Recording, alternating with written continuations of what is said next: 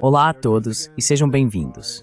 Hoje estamos novamente com Larry Johnson, ex-analista de inteligência da CIA e também ex-assessor do Departamento de Estado dos Estados Unidos. Então sejam bem-vindos de volta, ouvintes. Sempre uma honra receber o convite, Glenn.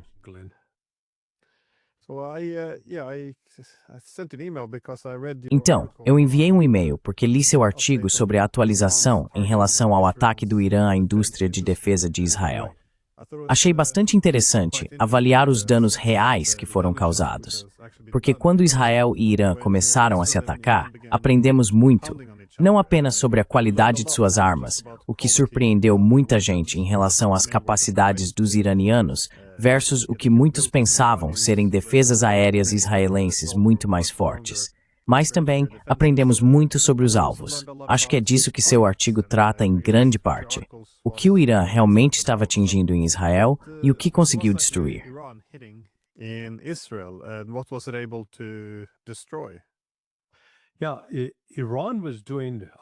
Sim, o Irã estava fazendo o que eu chamaria de ataques estratégicos. Sabe, não sei se você já presenciou uma briga de bar. Dois caras ficam bravos um com o outro e começam a trocar socos descontroladamente, acertando tudo ao redor. Eles não estão tentando acertar algo específico. Não foi isso que o Irã fez. O Irã estava tentando fechar o porto porque Israel só tem 2 portos marítimos funcionando que conseguem receber navios contêineres de 40 pés. E eles conseguiram fazer isso, destruindo as 2 refinarias de petróleo. Israel só tem 2. E fechando o aeroporto internacional, para começar. Depois, o Instituto Weizmann, que é um grande centro de pesquisa para o programa de armas nucleares e outros programas militares.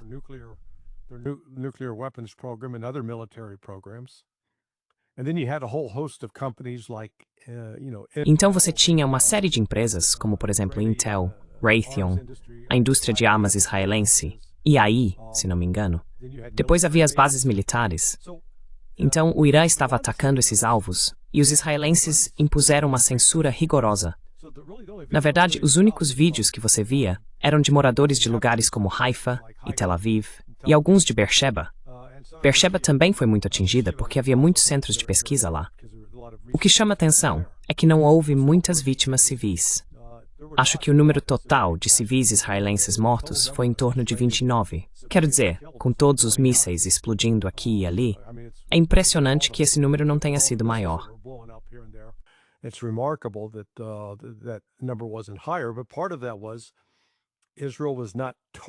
Mas parte disso era que o Irã não estava mirando civis israelenses. Por exemplo, houve uma tentativa de transformar em grande propaganda os danos sofridos por um hospital, mas acabou se revelando que o Irã havia, na verdade, atingido uma instalação de inteligência israelense ao lado do hospital. O hospital foi atingido pela onda de choque, pela onda concussiva, que quebrou janelas e feriu algumas pessoas, mas não matou ninguém. E certamente não foi, como as imagens que temos visto vindas de Gaza, onde Israel ataca hospitais de forma direta e deliberada. Então, quando você para pensar e percebe o quão pequeno é Israel,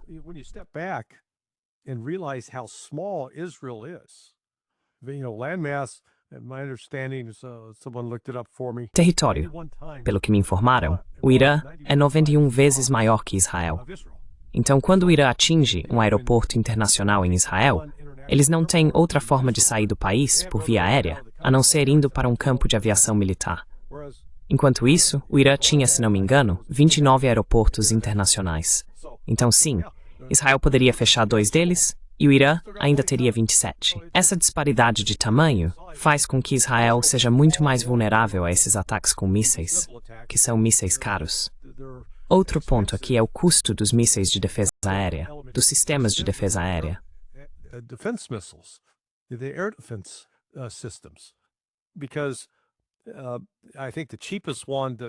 Porque eu acho que o mais barato, o mais acessível, não vou chamá-los de baratos, o mais acessível era o Arrow. Arrow 2, Arrow 3. Bem, para começar, cada um deles custa, digamos, cerca de 3 milhões dois. Fica entre 2,0 e 3,5 milhões cada. E normalmente, quando são usados, você dispara pelo menos 2. Mas vimos vídeos em que às vezes até 10 eram disparados. Então, logo de cara, você pode lançar 30 milhões de dólares para o céu. E os mísseis balísticos ofensivos iranianos, mísseis de cruzeiro ou drones, acho que o mais caro custa cerca de 1 milhão. Então, rapidamente, de repente, isso se torna um problema econômico, sabe? Ou de déficit orçamentário.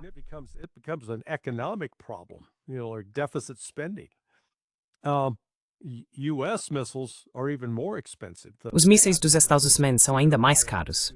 O sistema THAAD, Sistema de Defesa de Área de Alta Altitude de Teatro, custa 12,9 milhões de dólares. Então vamos arredondar para os 13 milhões cada míssil.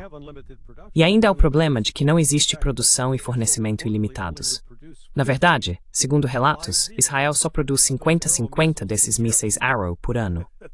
Então, se o Irã disparar 50 mísseis balísticos, e isso significa que Israel vai usar todos os 50, provavelmente precisariam de mais 50. Você percebe como eles se esgotam rapidamente?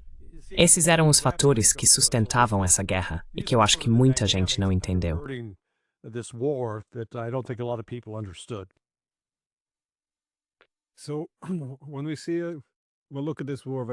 Então, quando olhamos para essa guerra de atrito, devemos considerar a capacidade de continuar lutando e absorver os custos. Um cessar-fogo foi estabelecido, mas ninguém realmente acredita que vai durar. Em vez disso, parece haver um esforço de ambos os lados para se rearmar e se preparar para uma possível retomada. Então, o que sabemos, portanto, sobre o tempo de recuperação? Tanto Israel quanto o Irã precisam se recuperar não apenas dos danos causados, mas também reabastecer seu arsenal. Agora, o Irã parece ainda ter um estoque muito significativo, se não me engano, de mísseis que pode usar contra Israel. Mas quanto tempo Israel precisaria para se recuperar disso? Isso significa repor os mísseis que foram usados.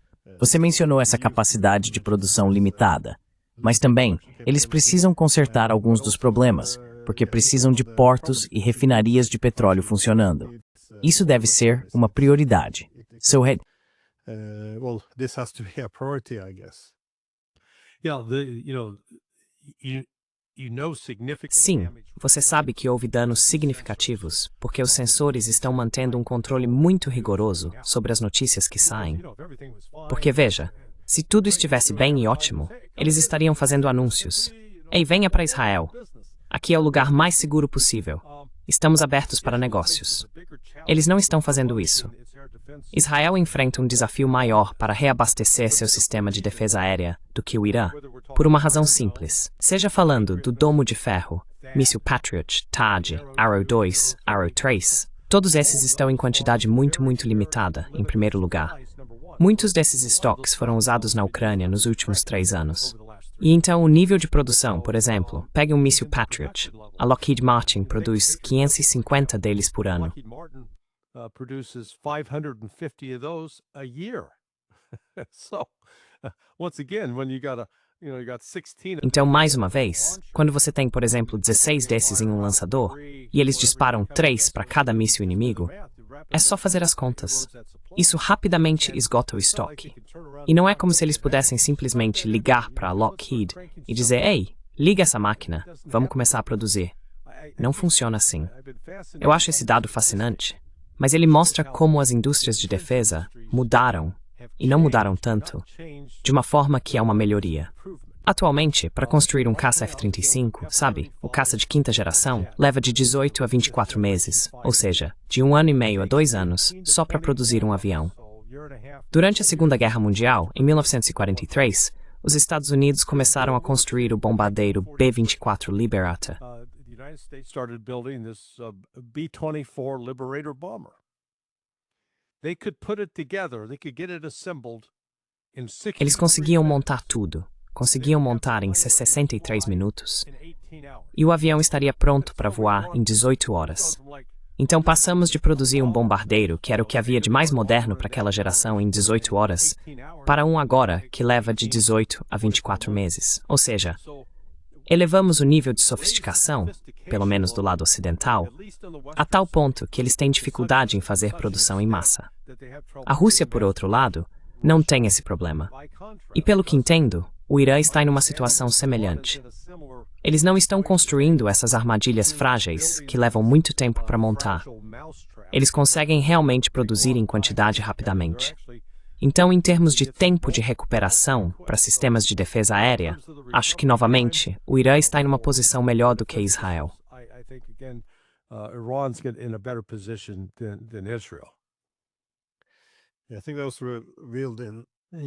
Acho que isso também ficou evidente na Ucrânia, que nas últimas décadas, os tipos de guerras que travamos, ou seja, que o Ocidente travou, eram vistos como de menor intensidade, então o foco estava na superioridade tecnológica. Uma das lições da Ucrânia agora é que não estamos preparados para uma guerra de alta intensidade. Sim, a capacidade industrial.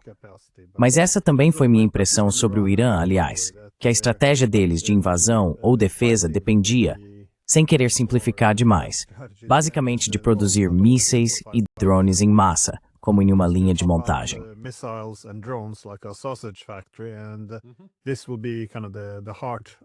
E isso será meio que o coração do poder de combate deles. E bem, parece que funcionou. Mas como isso afeta, considerando que a capacidade de abastecer Israel obviamente também afeta nossa outra guerra, ou seja, a guerra por procuração contra a Rússia? Quanto, de todas as armas que foram enviadas para Israel e continuam sendo enviadas para reabastecimento, quanto isso está afetando nossa capacidade de guerra na Ucrânia? Porque certamente os Estados Unidos enviar tantas armas quanto antes.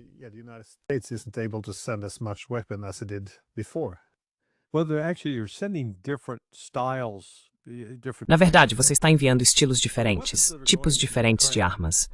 Então, as armas que estão indo para a Ucrânia, Bradleys, veículos blindados, tanques, projéteis de artilharia. E a única área em que realmente há competição entre Israel e Ucrânia é pelos mísseis Patriot, ou seja, sistemas de defesa aérea. Já as armas que os Estados Unidos estão enviando para Israel são bombas lançadas de aviões. Não estamos enviando nenhuma dessas para a Ucrânia porque elas continuam sendo abatidas. Eles realmente não têm muitos aviões que possam colocar no ar.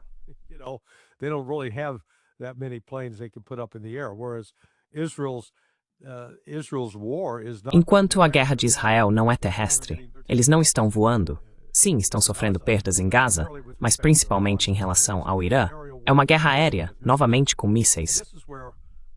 E é aqui que, se você quiser analisar as diferentes estratégias de Israel e Irã, Israel não tem sido tímido em invadir seus vizinhos. Houve alguns casos iniciais em que foi atacado, mas também tem atacado, especialmente no Líbano e na Síria. Desde a criação da República Islâmica do Irã, eles não lançaram uma única operação militar ofensiva contra nenhum de seus vizinhos.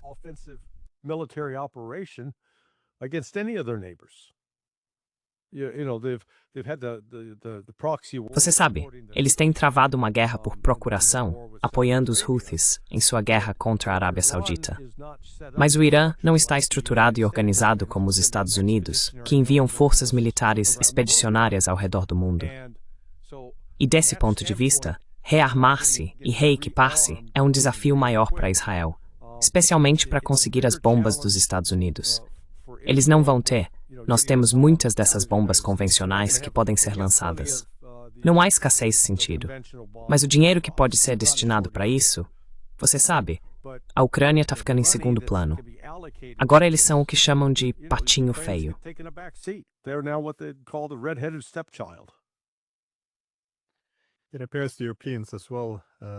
Parece que os europeus também estão enviando armas para Israel. Mas, novamente, como você disse, são as defesas deles que são a principal competição. Mas também há uma limitação de recursos, especialmente para os europeus atualmente. E os americanos também estão enfrentando alguns problemas próprios. O que achei interessante, porém, foi o Trump. Inicialmente, ele disse que os israelenses estavam sendo duramente atacados. E então, quando os iranianos declararam vitória nesta guerra, isso pareceu irritá-lo. Ele argumentou que isso não era real, que era absurdo. Ele disse que salvou o Irã ao encerrar a guerra, que eles não foram os vencedores. Você sabe, Israel poderia ter resistido agora.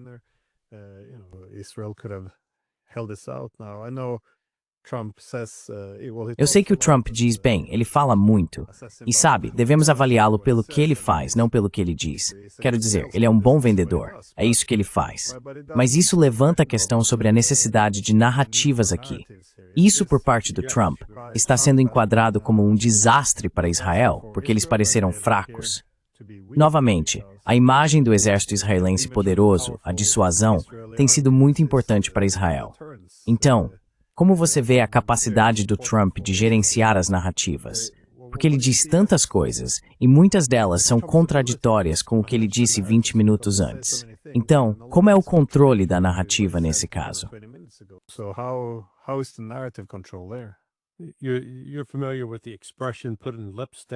Você conhece a expressão colocar batom em porco?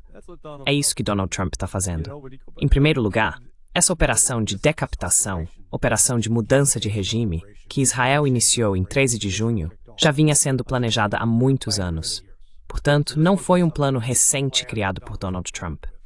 Mas ele foi informado sobre isso e recebeu garantias de que Israel entraria lá, eliminaria a cúpula, mataria todas essas pessoas e o regime implodiria.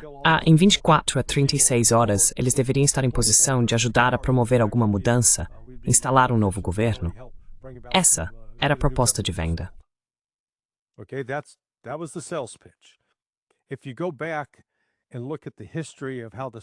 Se você voltar e olhar para a história de como o vírus Stuxnet foi desenvolvido, e há um excelente documentário chamado Zero Days, as mesmas garantias foram dadas naquela época. Tudo o que precisamos fazer é atingir aquelas centrífugas no Irã com o Stuxnet. E isso vai abalar eles. Vai destruir o programa nuclear do Irã. Eles vão ficar fora de combate por anos. Eles lançaram o Stuxnet, destruíram algumas centrífugas, e o Irã voltou a funcionar. Acho que em 4 ou 6 semanas. Quero dizer, foi um tempo muito, muito curto. Foi isso que aconteceu aqui. Venderam para o Trump uma ilusão de que seria uma vitória militar incrível.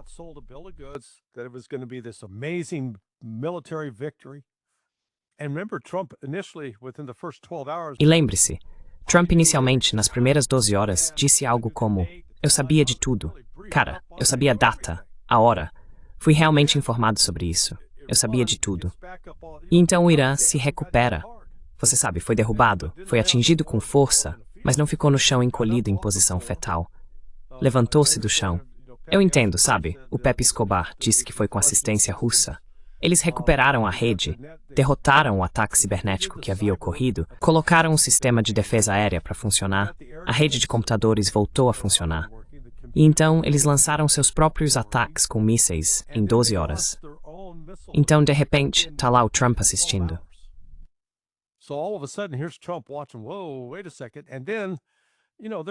Uau, espera um segundo. E então, sabe, pelo menos o Trump estava recebendo a verdade sobre o sistema de defesa aérea de Israel não ter parado o Irã. E assim, quando entramos na segunda semana da guerra, tipo no 8º, 9º dia, você percebe que Israel estava com problemas, porque começaram a sair os artigos de jornal. Não só, sabe, o Washington Post, isso é uma coisa, mas quando o Wall Street Journal, que, sabe, eu não conheço um apoiador maior de Israel do que o Wall Street Journal, publica dizendo: olha, eles só têm tipo 2 semanas de mísseis de defesa aérea e depois acabam. Isso é significativo.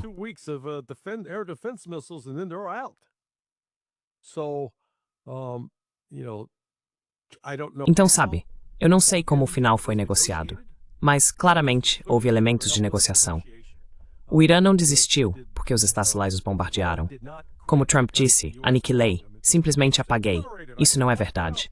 E o Irã, da mesma forma, sinalizou: ei, vamos atacar a Udeid, tirem todo o seu pessoal de lá. Novamente, foi um ataque simbólico. Não foi realmente um vamos causar danos a vocês e fazer com que se arrependam do que fizeram. Tudo isso, neste momento, era sobre salvar Israel. Então Trump criou essa narrativa, assim como fez com os Houthis. Lembra quando os Houthis capitularam?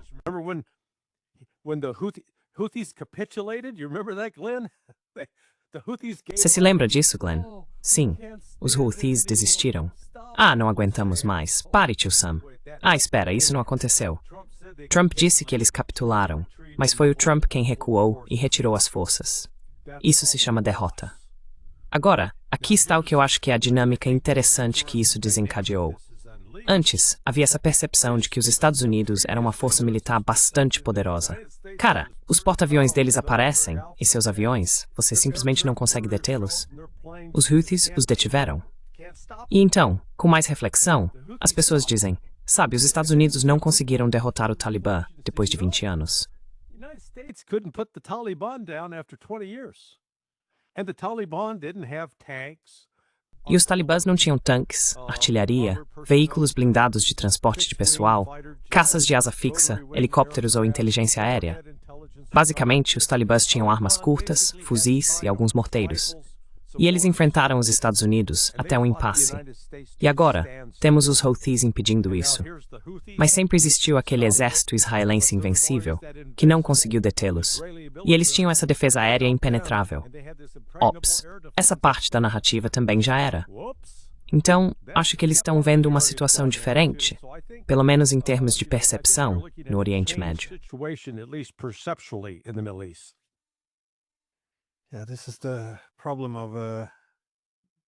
Sim, esse é o problema de blefar demais ou de jogar com essa sua pressão hegemônica.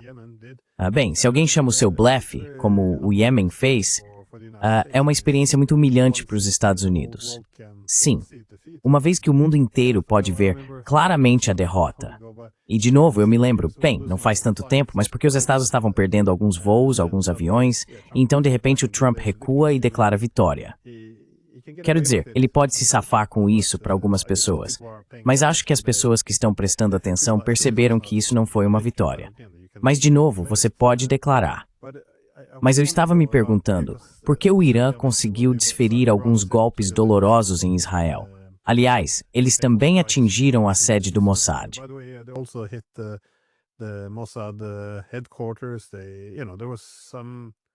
O quartel-general das FDI.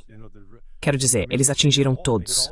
Eles atingiram todos os centros de inteligência e a instalação nuclear em Dimona, além de pelo menos 3 das bases aéreas militares. Então, quero dizer, foi abrangente. Mas o que sabemos sobre os alvos israelenses? Porque, novamente, eles também conseguiram causar muitos danos ao Irã. Mas como você disse, o Irã é um país muito, muito maior, tanto em território quanto em população. O que sabemos até agora sobre os danos? Porque parece que ambos os lados estavam atingindo não apenas alvos militares, mas também alvos econômicos.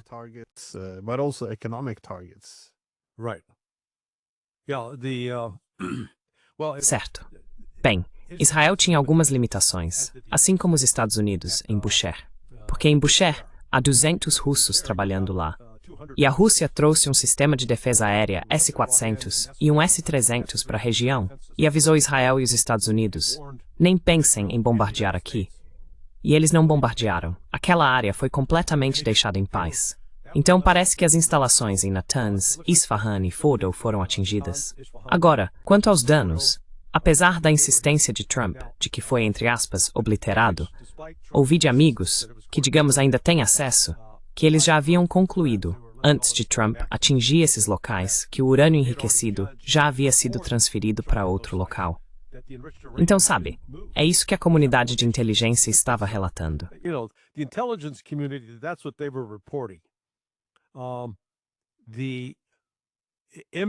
A imagem de, você sabe, a ideia de que vão colocar 2 dessas bombas GBU-57, sabe, cada uma pesa 3.600 quilos. Normalmente, o bombardeiro B-2, se estiver com o tanque totalmente abastecido, só pode carregar uma. Mas eles projetaram para que pudesse carregar 2 se o avião, ao decolar, tiver quase sem combustível. Assim, ele tem combustível suficiente para voar por 10 minutos. Ele consegue decolar, subir e então é reabastecido no ar. Porque, uma vez no ar, está tudo certo. Bem, você sabe, eles lançaram 12 dessas em Fordo. E o problema é que não é só concreto reforçado ali embaixo, é granito. E granito, sabe, engenheiros podem discutir sobre isso, mas um engenheiro que eu respeito disse, olha, granito é mais difícil de romper do que concreto reforçado.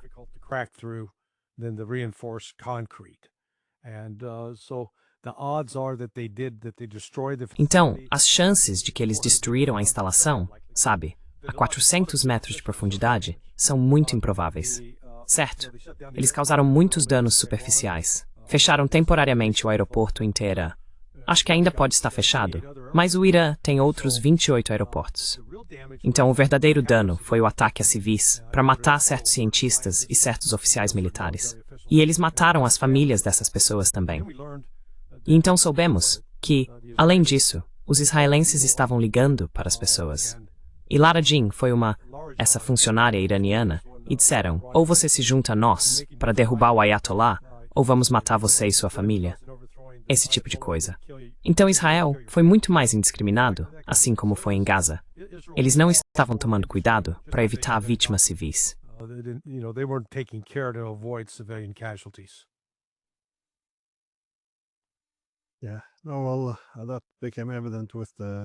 Sim, bem, isso também ficou evidente com os números de baixas. Então, para onde vamos a partir daqui? Essa era meio que minha última pergunta. Fiquei um pouco aliviado quando, sabe, o Trump declarou vitória, como se ele acreditasse que venceu, que os ataques foram bem-sucedidos, obliteraram as instalações nucleares, ele conseguiu tudo o que queria, então você pode comemorar e ir para casa. Mas está cada vez mais claro que isso não foi uma vitória. Temos o diretor da IAEA argumentando que quer saber onde está o urânio enriquecido do Irã. E à medida que mais e mais pessoas começam a ver isso como uma vitória iraniana e uma derrota para Israel, acho um incentivo crescente para refazer essa luta. Novamente, tudo depende de quando as capacidades poderão ser restauradas. Mas você vê tudo isso caminhando para uma renovação da guerra. Ou, não sei, falei mais cedo com o Coronel McGregor. Parece muito convencido de que iria give you work state em fase inicial. This would be a long war that, this was the opening phase. Yeah, I don't think this is. Sim, eu não acho que isso esteja nem perto do fim. Se eu fosse o Irã, estaria me rearmando o mais rápido possível, me preparando para a próxima rodada. Acho que há uma forte possibilidade de um ataque de falsa bandeira nos Estados Unidos. Algum tipo de incidente terrorista para culpar o Irã. Porque essa é a nossa narrativa, que o Irã é o maior patrocinador do terrorismo no mundo e, portanto, vai nos atacar. Só que você sabe, essa não é a história real. A história é que o Irã não tem realizado ataques terroristas ofensivos contra nós. Novamente, voltando, até quando eles foram culpados pelo bombardeio do quartel dos fuzileiros navais no Líbano, em 83, assim como da Embaixada dos Estados Unidos.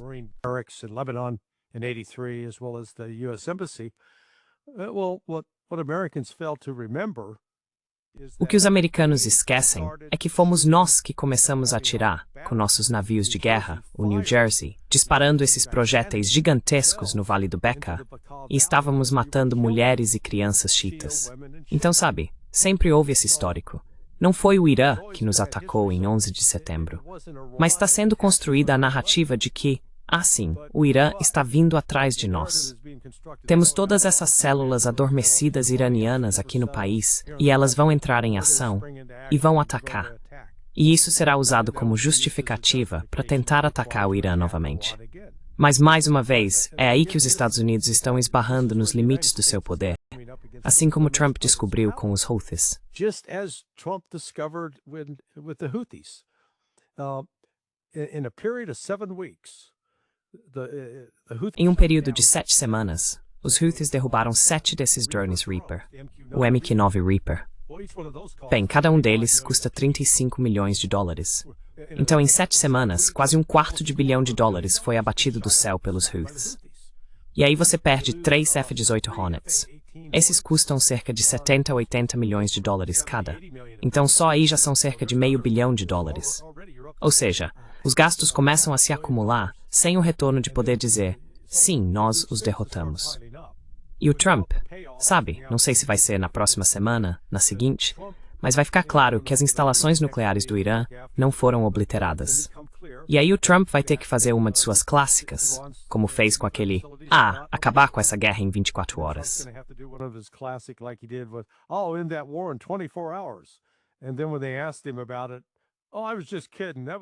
E então, quando perguntaram para ele sobre isso, eu estava só brincando, era uma piada? Tá bom. Ele não consegue dizer, eu estava errado. Agora, minha fantasia secreta espero que algum iraniano seja, sabe, tão sarcástico quanto eu, que quando os Estados Unidos chegarem e disserem, ei, cadê aquele urânio enriquecido? Os iranianos respondam, bem, vocês obliteraram isso. Vocês destruíram tudo. Quem somos nós para discutir com o presidente Trump? Tenha um bom dia. Desse jeito, sabe?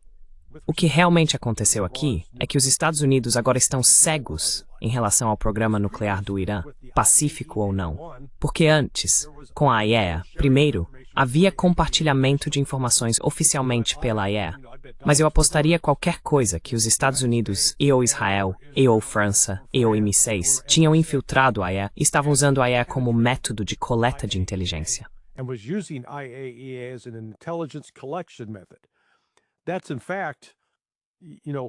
Isso, na verdade, sabe, volte e veja quando o Irã começou a permitir inspeções da IAEA, por volta de 2003.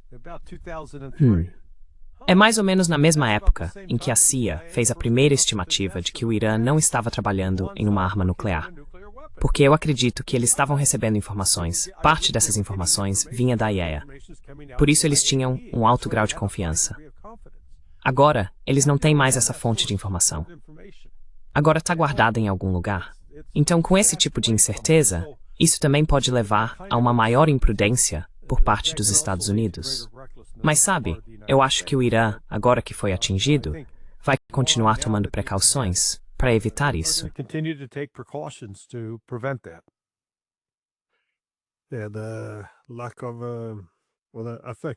Sim, a falta de, o impacto no controle de armas vai ser um dos desastres. A ideia de que impediram o Irã de conseguir uma arma nuclear, acho que o principal problema nos próximos anos é que ninguém vai saber se o Irã está ou não construindo armas nucleares. Toda a transparência foi transformada em arma. Mas a última pergunta que eu tinha era, qual é a extensão desse cessar-fogo de fato?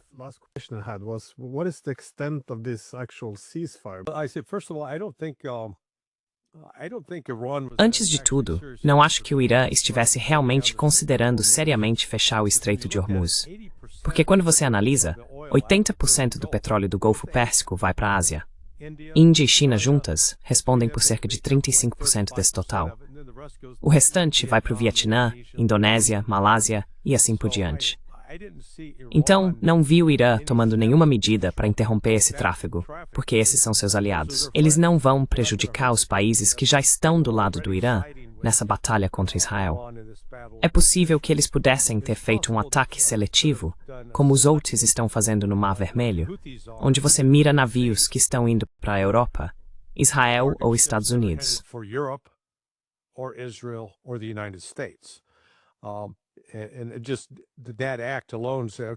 E só esse ato em si, dizer ok, vamos começar a mirar nisso, faria as taxas de seguro dispararem, o que efetivamente fecharia o estreito.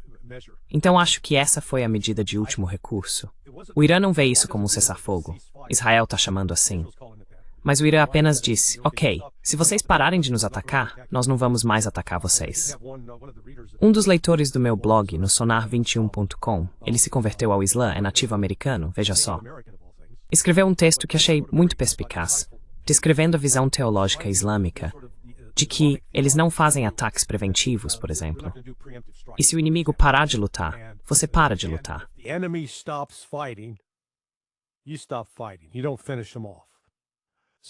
Você não os elimina completamente. Então acho que esse elemento também estava envolvido.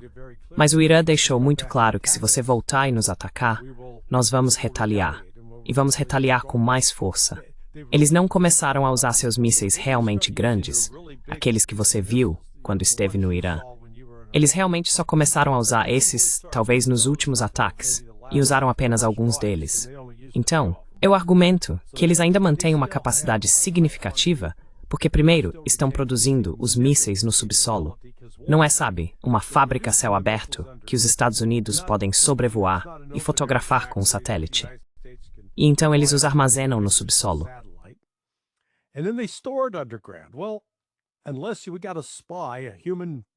Bem, a menos que você tenha um espião, um ser humano que possa entrar lá e contar, ou alguém responsável por manter o inventário, simplesmente não sabemos.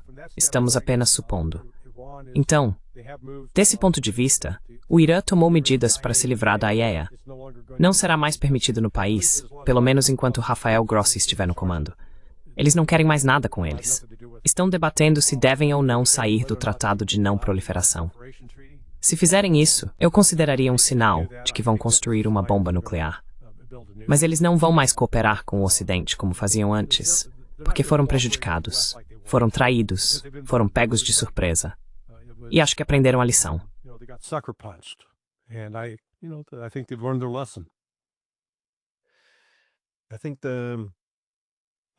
Acho que a oferta de parar de atacar Israel, quando Israel os atacou, acho que foi inteligente oferecer essa saída para Israel, porque a ideia de acabar com Israel, de deixar Israel desesperado demais, não é uma boa ideia quando você tem um país enfraquecido com armas nucleares enfrentando uma ameaça existencial. Então, provavelmente foi uma decisão sábia. Mas notei algo interessante também quando conversei com alguns iranianos, que foi a ideia de que o Irã nunca teve tanta simpatia e boa vontade ao redor do mundo, e isso era algo que eles não queriam desperdiçar. Na medida em que isso pode ter influenciado o modo como eles atacaram Israel, e também a disposição deles em encerrar o conflito, quando surgiu essa unidade sombria, achei interessante, porque os esforços para isolar o Irã, e nesse sentido, os esforços para isolar a Rússia, são frequentemente vistos como um objetivo.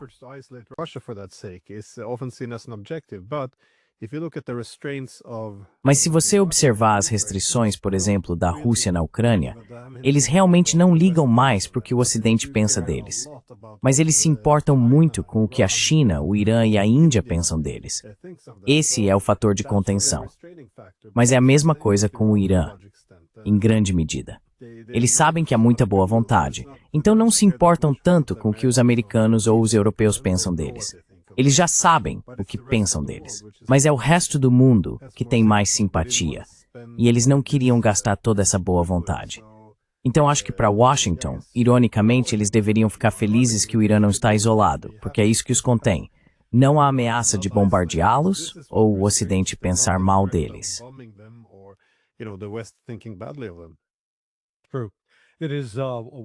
Verdade. Um dos meus leitores, um sujeito bastante inteligente, descreveu isso como a opção Sansão versus a opção Samsonite. E eu disse, ok, explique isso. Bem, a opção Sansão é Israel. Se eles estiverem prestes a serem destruídos, vão usar uma bomba nuclear. Vão explodir o mundo junto com eles. A opção Samsonite, que ele afirma que o Irã está perseguindo, é causar danos suficientes a Israel para que o país se torne um lugar impossível de se viver, fazendo com que seus habitantes arrumem suas malas Samsonite, peguem um avião.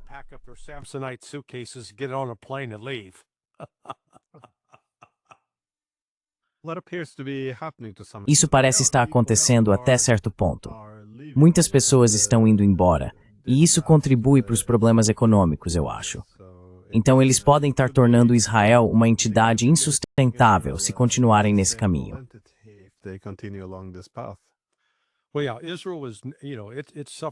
Bem, sim, Israel sofreu grandes perdas, 21 meses de prejuízos na indústria do turismo.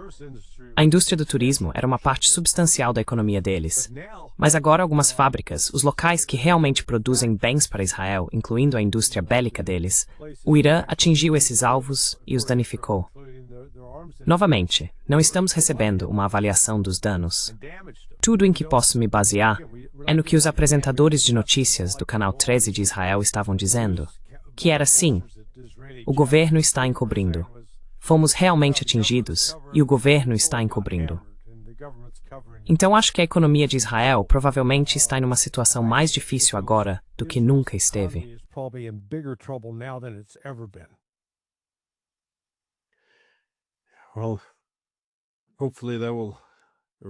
Bem, espero que isso contenha um pouco da disposição de continuar essa guerra, ou pelo menos seja um fator na defesa da paz. Certo, certo. Mas não. Muito obrigado por me deixar ouvir suas ideias. Eu realmente queria, como disse, conversar com você depois que li aquele artigo. Então, mais uma vez, obrigado. E para quem está ouvindo, vou colocar o link do artigo na descrição. Não deixem de visitar o site e ler o artigo. Então, mais uma vez, obrigado. Ei, Glenn, obrigado e boa viagem. Mande um abraço para o Jeff. Muito bem. Tchau. Bye-bye.